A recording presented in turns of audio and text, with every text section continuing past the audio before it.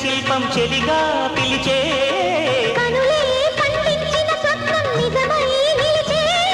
నేడు మన మమతల చరితల మనకు తెలుసుకోవా వసంతల్లా వచ్చిపోవాయిలా నిరీక్షించే